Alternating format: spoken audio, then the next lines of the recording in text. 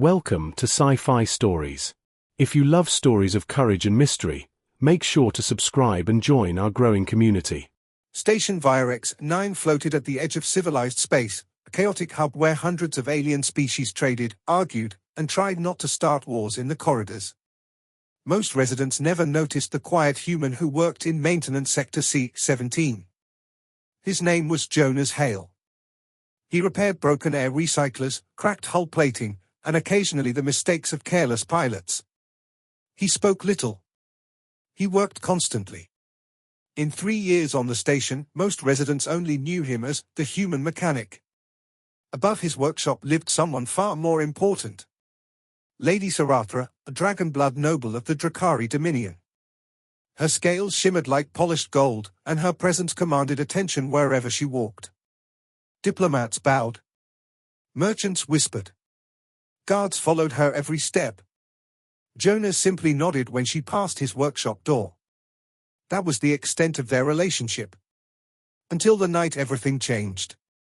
The station lights dimmed for the artificial night cycle when Jonas heard something strange in the corridor outside.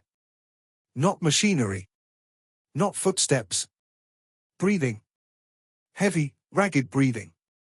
Jonas opened the door carefully. And froze. Lady Sarathra lay collapsed against the corridor wall. Her wing was twisted beneath her body. 3 deep wounds cut across her armored scales, glowing silver blood dripping onto the metal floor. Her golden eyes flickered with pain. Human, she rasped weakly. Call station security. Jonas didn't move. Security would take 10 minutes to arrive. 10 minutes was enough time for someone to bleed out. Without a word, he stepped forward. Lifting a wounded dragon noble weighing nearly 300 kilograms was not easy, but Jonas dragged her slowly into his workshop. Tools scattered across the floor as he cleared his main repair table. Sarathra growled weakly. You realize, she whispered, touching a noble without permission is punishable by. Jonas was already opening his emergency kit. Bleeding first, he muttered quietly to himself. Politics later. For the next 6 hours, the mechanic worked. He had no advanced medical equipment. Only tools. Pneumatic clamps meant for hull repair stabilized her broken wing. Microfilament wiring stitched torn scales together. A modified scanner designed to diagnose engine faults monitored her heartbeat. Sarathra watched him through half-closed eyes.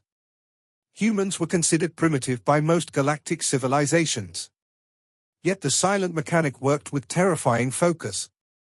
Not once did his hands hesitate. Not once did he stop. When the station's artificial sunrise illuminated the corridor windows, Lady Sarathra was alive. 3 days later, the Galactic Council convened an emergency session. Dozens of alien representatives filled the chamber as Sarathra entered, fully bandaged but standing tall. Beside her walked a quiet human in a grease-stained jacket. Jonas Hale. The council expected outrage. Instead, Sarathra spoke calmly. This human, she announced, her voice echoing across the chamber, violated 43 medical protocols. Murmurs spread across the council. He operated without certification. Without equipment. Without even asking my permission. The representatives nodded in agreement. Then she continued. And yet, he saved my life. Silence fell across the room. If station security had followed procedure, she said, I would have died while they filled out forms. She turned toward Jonas. Humans lack many of our technologies. But they possess something far more valuable. She paused. The instinct to help, without asking permission. 3 days later, the council announced a new law across civilized space. The Hale Protocol. In life-threatening emergencies, any intelligent being may provide immediate aid, even if it violates standard procedures. Thousands of lives would eventually be saved because of that law.